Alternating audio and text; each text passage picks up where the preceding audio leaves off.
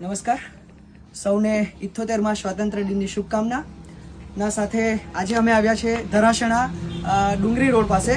આપણે એકાદ મહિનો પહેલાં આ મધુબેન જે છે વિધવા માતા છે, એમનું આગળ પાછળ કોઈ દીકરો કે દીકરી નથી, એકલા જ છે.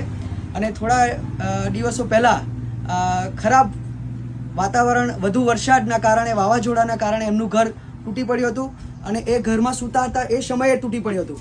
પણ ભગવાનની કૃપા છે કે માજીને કશું થયું નથી અને આપણી સાથે સારા છે. પરંતુ આજે આ એકલા છે અને એમની પાસે રહેવા માટે છત નથી. તમે જોઈ શકો એમનું ઘર કેવી દિવાલ તૂટી ગઈ છે અને ઉપરના પતરા પણ નથી, કશું છે નથી. તો મિત્રો તમે જ વિચાર કરો કે આવા ખુલ્લા ઘરમાં, આવા તૂટેલી દિવાલમાં આ એકલા વિધવા માતા કેવી રીતના રહી શકે.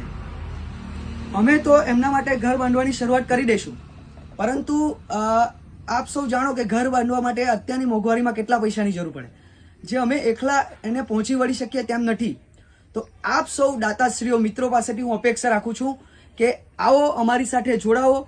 નાનામાં નાની સહાય પણ આ માજી માટે કરો, જેથી એમના માટે આવા ખુલ્લા ચોમાસામાં એ ખુલ્લા ઘરમાં નહીં પરંતુ બંધ મકાનમાં રહી શકે, સારી રીતે પોતાનું ગુજરાન ચલાવી શકે. એ માટે આપણે સૌ સહિયારા મળી આપણે એમને મદદ કરવાની છે. તો જે કોઈ મિત્રને આ માજી માટે, ઘર બનાવવા માટે જે કંઈ 100 રૂપિયા, 500 રૂપિયા, 1000 રૂપિયા સહાય કરવાની હોય એ અમારો સંપર્ક કરી શકે અને આપણે એમના માટે પણ એક સરસ મજાનું ઘર બનાવી શકીએ, નાનકડું, જેથી એ સારી રીતે પોતાનું ગુજરાન, પોતાનું જીવન જીવી શકે.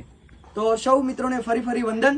અને આ માજી માટે દરેકને વિનંતી કરું છું ફરી કે અમને મદદ કરો, જેથી અમે એ માજીનું ઘર ઝડપથી આપણે બનાવી શકીએ. અસ્તુ. ભારત માતા કી જય. તકલીફ છે. તમે કઈ માજી મજૂરી કામ જાઓગે? નહીં જવાય. મજૂરી બી નહીં કરો, મજૂરી બી નહીં જવાય, બરાબર, અને ઘર બી નહીં મળે. તો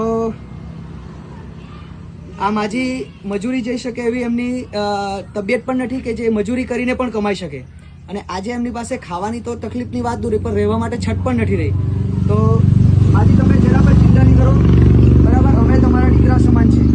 જેવી અમને વાત મળી કે આવી પરિસ્થિતિ છે ધરાસણા માજીને, એટલે આજે અમે રજા હતી એટલે બપોર પછી સીધા અમે તમારે મળવા માટે આવ્યા. તો હવે તમે સમજો કે તમારી તકલીફ દૂર થઈ ગઈ, બરાબર. ઝડપથી આપણે તમારા માટે રહેવાની વ્યવસ્થા કરી દઈશું. અને આપ સૌ મિત્રોને પણ હું વિનંતી કરું છું કે આપ સૌ પણ મદદ કરો, જેથી આપણે ઝડપથી, ખૂબ જ ઝડપથી આ માજી માટે ઘર બનાવી શકીએ.